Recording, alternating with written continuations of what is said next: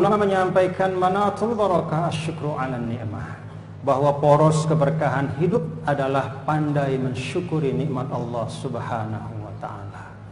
Masyaallah muslimin, jamaah Jumat yang dirahmati Allah Subhanahu wa taala. Perkenankan di awal khutbah ini Al-Khatib mewasiatkan kepada diri Al-Khatib sendiri dan kepada semua saudara-saudaraku jamaah Jumat yang dirahmati Allah untuk disampaikan pula kepada keluarga dan handai tolan, kepada siapapun umat Islam yang kita jumpai.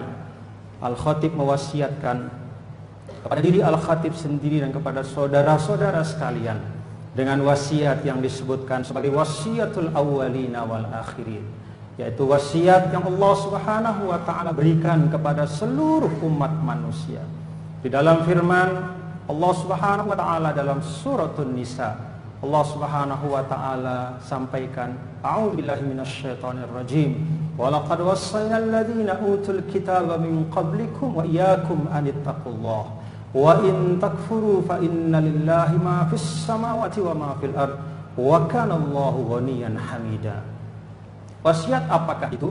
Dalam ayat ini Allah bersumpah dengan kemuliaan zatnya, sungguh kami telah wasiatkan orang-orang yang diberikan kitab sebelum kalian, yaitu umat para nabi dan rasul, dari Adam alaihissalam sampai datangnya Nabi besar Muhammad sallallahu alaihi wasallam. Kepada umat para nabi dan rasul sebelum datangnya Rasul sallallahu alaihi wasallam, wa iyyakum, dan demikian pula kalian wahai umat Muhammad, dengan wasiat yang sama dan identik. Wasiat itu sederhana, namun melaksanakan dan menunaikannya membutuhkan sepanjang umur kita. Anittaqullah, bertakwalah kepada Allah Subhanahu wa taala. Wa in takfuru fa inna lillahi ma fis samawati wa ma fil ard. Apabila kalian kufur dari tuntunan takwa, menjalani hidup ini hanya menurutkan hawa nafsu saja, tidak peduli halal dan haram, tidak peduli tuntunan Allah dan Rasulnya, inna lillahi ma fis samawati wa ma fil ard, maka sesungguhnya milik Allah lah semua yang ada di seluruh lapisan langit dan bumi. Wa kana Allahu ghaniyan hamidan, dan Allah maha kaya serta maha terpuji. Para ulama menjelaskan bahwa ayat ini mengingatkan kita, apabila kita menjalani hidup dengan penuh ketakwaan, maka manfaatnya kitalah yang pertama kali akan merasakannya, bahagia di dunia dan selamat di akhirat. Sebaliknya, kalau kita meninggalkan tuntunan takwa, maka mudaratnya pun akan menimpa kita di dunia maupun di akhirat. Oleh karena itu, di dalam ayat yang lain Allah Subhanahu wa taala ingatkan, in ahsantum ahsantum li anfusikum wa in asatum falaha al-ayat. Kalau kalian berbuat baik, maka kebaikan itu kalian akan nikmati hasilnya di dunia dan di akhirat. Kalau kalian meninggalkan tuntunan takwa, maka mudaratnya pun akan menimpa kalian di dunia dan di akhirat. Ma'asyiral muslimin rahimakumullah. Apakah takwa itu? Para ulama sering menyampaikan secara sederhana, imtithalul awamir wajtinabun nawahi, melaksanakan perintah Allah dengan semaksimal mungkin dan berupaya menjauhkan diri dari larangan Allah sejauh-jauhnya. Itulah sebab yang disebutkan di dalam Al-Quran akan melahirkan keberkahan di dalam kehidupan kita, akan menyebabkan kesuburan dari bumi dan negeri kita, akan menyebabkan kokohnya persaudaraan kita, akan menciptakan keamanan, ketenangan dan kenyamanan untuk kita semua. Walau anna ahlal qura amanu wattaqaw la fatahna 'alaihim barakatim minas sama'i wal ardh. Al-ayat. Kalau saja penduduk satu negeri itu beriman dan mereka bertakwa, maka Allah Subhanahu wa taala kami akan bukakan keberkahan-keberkahan. Para ulama menyebutkan kata barakatin dengan bentuk nakirah, menunjukkan keberkahan yang tanpa batas, keberkahan dari seluruh sisi kehidupan, keberkahan dalam seluruh dimensi kehidupan kita. Minas sama'i wal ard, baik dari bumi maupun dari langit. Masyaallah muslimin rahimakumullah. Dari rumusan ayat ini maka para ulama menyampaikan bahwa perintah takwa itu sesungguhnya tidak hanya terkait dengan ibadah mahdhah belaka, namun perintah takwa itu berkaitan dengan seluruh dimensi kehidupan kita. Kita perlu membangun ketakwaan di dalam kita berekonomi. Kita perlu membangun ketakwaan di dalam kita berpolitik. Kita perlu membangun ketakwaan di dalam kita berkehidupan sosial. Kita perlu membangun ketakwaan di dalam kita membangun negeri. Dengan takwa itulah maka berkah Allah akan tercurah kepada kita semua. Itulah sebabnya ma'asyiral muslimin rahimakumullah, ketika Hajjatul Wada, pada saat Rasulullah sallallahu alaihi wasallam menyampaikan pesan-pesan terakhir kepada umatnya, pada saat beliau berkhutbah di 3 tempat, baik di Arafah, di Muzdalifah maupun di Mina, Rasulullah sallallahu alaihi wasallam mengingatkan tentang pesan takwa ini, agar kita hidup bertakwa dalam seluruh dimensi kehidupan kita. Maka Rasul sallallahu alaihi wasallam ingatkan kita pada hal-hal prinsip di dalam Islam. Rasulullah sallallahu alaihi wasallam sampaikan bahwa la fadla li arabin ala a'jamiyyin wa la li ahmar ala aswad illa bittaqwa. Allah Subhanahu wa taala tidak memberikan kemuliaan kepada orang Arab di atas orang yang bukan Arab. Tidak memberikan kemuliaan bagi orang yang warna kulitnya putih atau merah di atas mereka yang warna kulitnya hitam. Tidak ada kemuliaan di sisi Allah kecuali dengan ketakwaan. Maka Rasulullah SAW pun menjelaskan, kalau manusia telah diberikan kemuliaan yang sama oleh Allah Subhanahu wa taala, maka kewajiban kita sebagai sesama muslim untuk menjaga kehormatan saudara-saudara kita satu sama lain.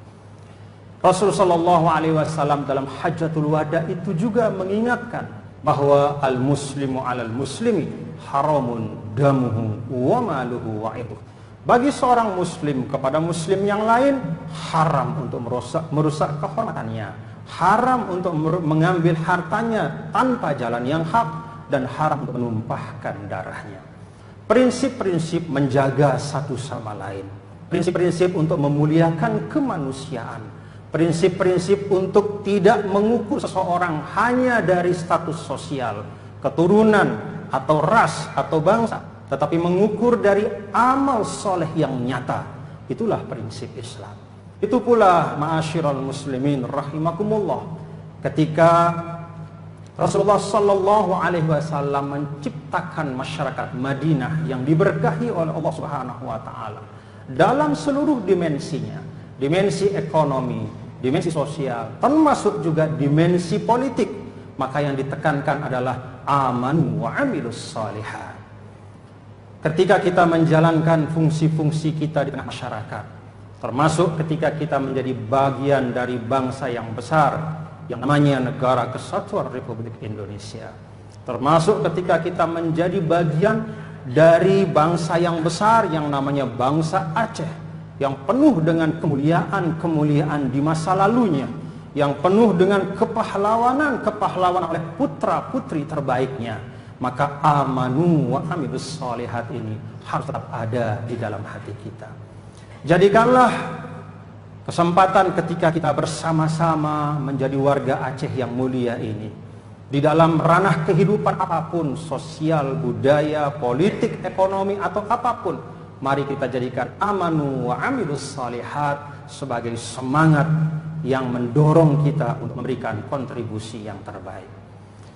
Kata amilus shalihat dengan pecahan-pecahannya atau turunannya dari kata amal, amilu, al-amilin, i'malu, disebutkan di dalam Al-Quran lebih dari 600 kali. Mengapa demikian? Karena di dalam Islam memang kontribusi yang nyata adalah ukuran dari keimanan kita. Maka Rasulullah SAW menyampaikan di dalam sebuah hadis beliau, laisal iman bitamanni walakinnal iman ma waqara fil qalbi wa saddaqahul amal. Tidaklah iman itu semata hanya dengan cita-cita mulia belaka. Tidaklah iman itu hanya dengan menggantungkan harapan mendapatkan surga Firdaus yang maha tinggi. Tetapi iman itu, kata Rasul, adalah keyakinan yang kokoh tak tergoyahkan di dalam dada, dan itu dibuktikan dengan amal yang nyata dalam keseharian kita. Ma'asyiral muslimin rahimakumullah, prinsip-prinsip dasar ini adalah satu dari sekian banyak prinsip yang kalau kita pedomani di dalam kehidupan bermasyarakat, di dalam dinamika apapun yang terjadi di sekitar kita, apakah itu dinamika ekonomi, apakah itu dinamika politik, kontestasi politik yang terjadi di negeri kita, mari kita letakkan semuanya dalam konteks amanu wa amilus shalihat.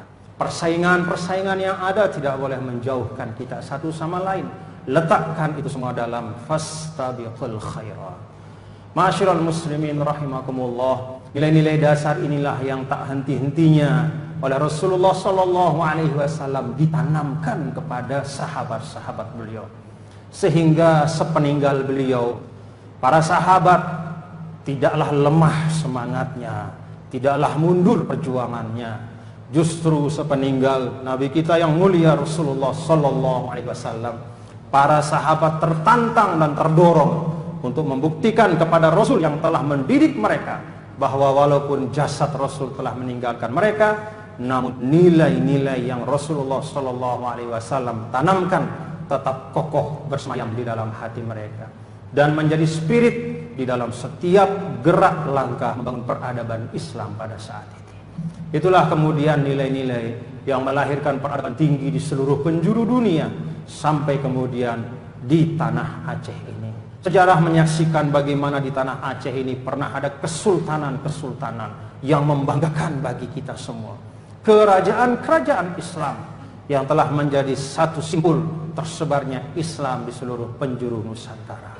Maka kepada kita semua, ma'asyiral muslimin rahimakumullah, warga Aceh dan yang bukan Aceh, marilah kita belajar dan mengambil ibrah dari apa yang telah terjadi pada masa Rasul sallallahu alaihi wasallam bersama sahabatnya, lalu para tabi'in, lalu para pejuang-pejuang dan para pahlawan kita membangun peradaban dengan fondasi amanu wa amilus shalihat. Semoga apa yang disampaikan oleh Al-Khatib secara singkat dalam khutbah ini bisa mengingatkan kita betapa mulianya nilai-nilai Islam, betapa cocoknya Islam terhadap tantangan apapun di zaman apapun, karena Islam salihun likulli zaman wa makan. Islam itu dijadikan oleh Allah Subhanahu wa taala sebagai pamungkas dari seluruh ajaran-ajarannya, ditandai dengan diutusnya Nabi kita Nabi besar Muhammad sallallahu alaihi wasallam dengan kitab suci Al-Quran, mukjizat sepanjang zaman. Marilah kita satu persatu dan bersama-sama belajar untuk terus mengamalkan Al-Quran dalam kehidupan kita.